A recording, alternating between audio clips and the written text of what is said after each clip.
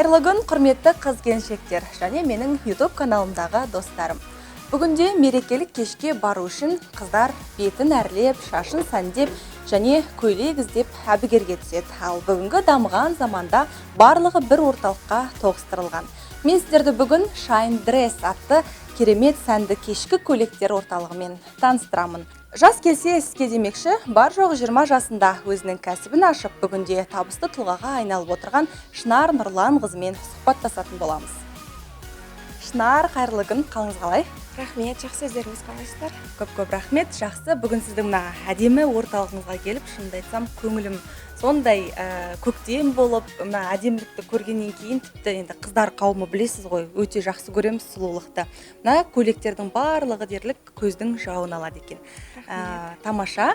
Көйлектеріңізді қайдан аласыздар? Жалпы қайдан келеді сіздерге бұл тауарлар және сатылымда қалай сұранысқа ие деген сияқты? Біз көйлектерімізді арнайы тапсырыспен тіктіреміз. Одан бөлек әлемдік брендтерден және отандық дизайнерлерден арнайы тапсырыспен алдыртамыз. Көйлектің бағасы қанша теңгеден басталып, қанша теңгеге дейінгі аралықта? Көйлектің бағасы, жалға беру бағасы 10 000 теңгеден басталады. Ең қымбат баға 30 000, 35 000 теңгеге дейін барады. Көйлекті жалға беру 3 күнге беріледі, яғни толық 3 күнге көйлекті алып кетеді. Жаңа мен келдім, сәндеді, бояндырды, барлығы сіздерде дайын екен, бұған сіздер ақы аласыздар ма, әлде бұл осы көйлекті жалға алу ақшасына кіре ме?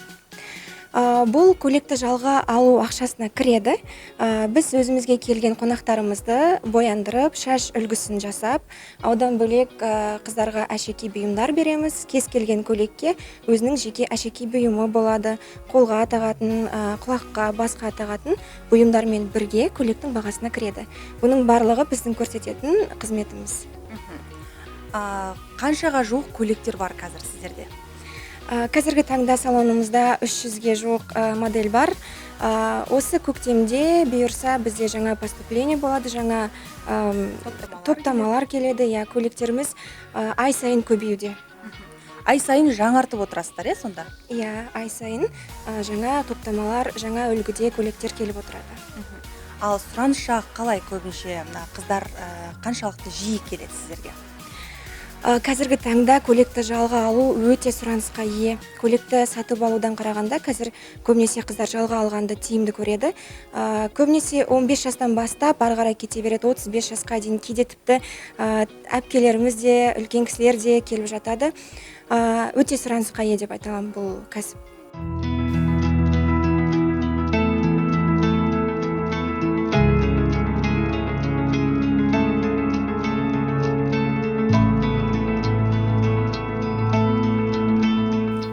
Жерге келген қонақтарға тіпті дәмді шай мен тәтті бәліш те ұсынылады. Ал егер сіз маркетинг пен менеджментті жақсы меңгерген кәсіпкер болсаңыз, бұның барлығын ескеру керексіз. Дәмді шайыңыз үшін рахмет, Шынар. Ары қарай әңгімемізді жалғастырсақ, Шынар, жалпы бұл кәсіпті ашқан кезде қандай қиындықтар кездесті? Енді ешқандай нәрсе бізде кедергісіз болмайды ғой? Әрине қиындықтар болды. Бірақ кәсіпті ашардан бұрын мен 1,5 жыл уақыт білім жинадым.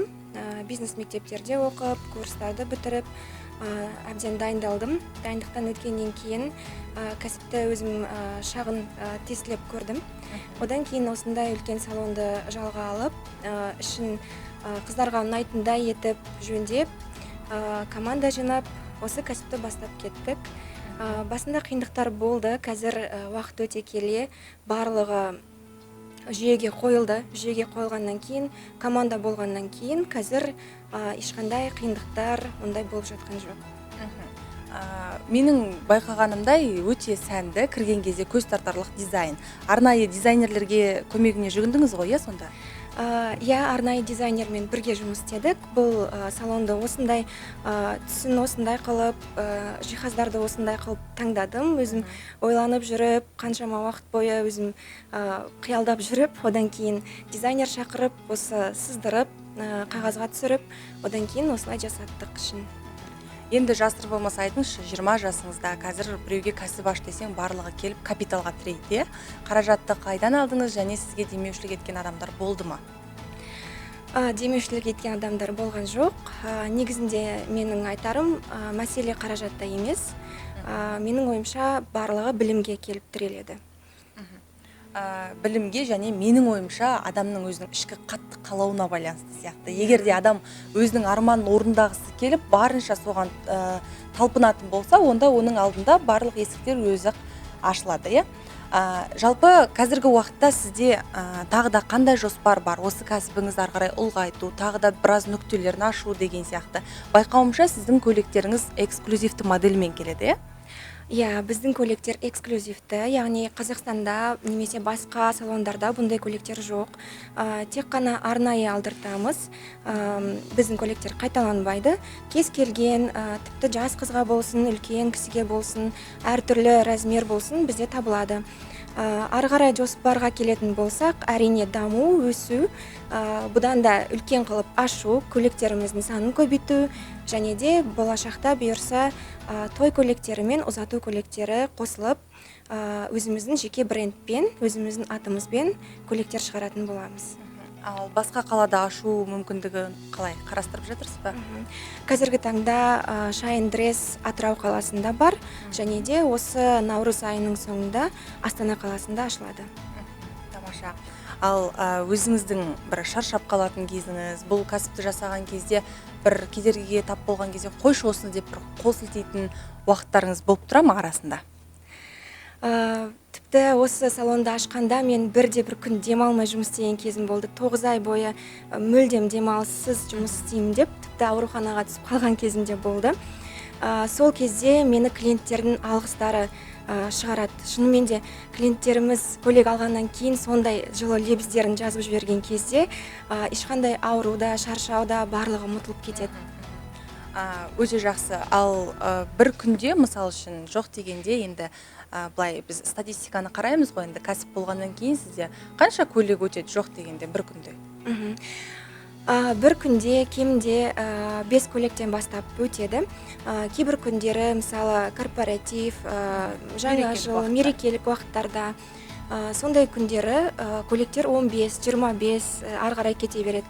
Мектеп бітіру кеші, университетке қабылдану кеші деген кездерде мүлдем салонымызда даже көйлектер қалмай қалатын кездер болған. Жақсы. Ал неге дәл осы кәсіп? Кәсіптің түрлері көп қой енді қыздарға арналған, бірақ көйлектерді жалға беру және мына әдемі етіп бет әрлеу және аксессуарларды беру деген сияқты. Кімнің идеясы бұл? Барлығы арманнан басталады ғой, кішкентай кезімізден. Мен кішкентай кезімде осы көйлектердің суреттерін салатынмын. Дизайнер болсам деп көйлектерді салып, мен кішкентай кезімнен көйлектің суретін салып, өзім былай қолдан тігіп, сондай болатын. Бірақ өсе келе ол арман ұмытылып кетті. Мен өнер академиясына түскен кезде өзімде көйлекті іздеп, көйлек алып, әрбір сахнаға шығарда көйлек алатынмын. Сол кездері бір бизнесқа келе бастаған кезде ойладым, неге осы көйлекті қайта-қайта сатып алғаннан қарағанда жалға бермеске, сондай ой келді. Солай сол ойды бір жылдай ойлап жүрдім. Одан кейін бизнеске келдім, бизнес мектептерді оқыдым. Сол кезде осы кәсіпті таңдадым. Себебі өзімнің жақсы көретін ісім, өзімнің кішкентай кезімнен арманым.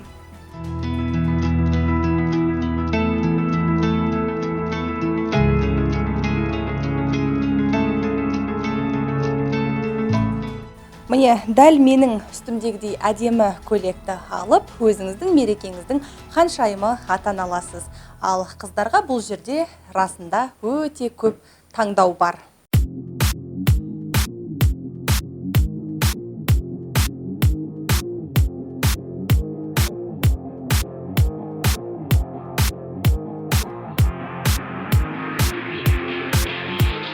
Сондай-ақ дәл осындай әдемі сіздің көйлегіңізге лайықтап, Шынар өзі әшекей бұйымды да таңдап береді, иә?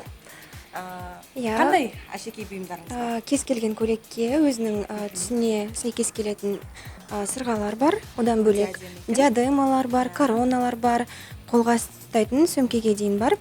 Сіздің көйлекке, қызыл көйлекке қызыл түсті сырға тағуға болады. Сонымен қатар мынандай жылтыр күміс түсті сырға тағуға болады. Иә, өйткені мұнда өзінің бір күміс сияқты жылтырлары бар екен. Өте тамаша. Ал мына көйлекті негізі қайда кисе болады өзіңіздің ұсынысыңызбен? Бұл көйлекті тойға киген болады, одан бөлек түсірілімдерге киюге болады. Бұл әшекейлер көйлекпен бірге сыйға жүреді, яғни тегін. Сонда сізден көйлек алатын болса, яғни қыздар өте керемет мүмкіндік қой бұл деген. Егер сіздер Shine Dress-тен көйлек алатын болсаңыздар, онда сіздерге әшекей қасына сыйлыққа жүреді, солай ғой? Иә, дәл солай. Тамаша. Бұл тамаша мүмкіндік қой.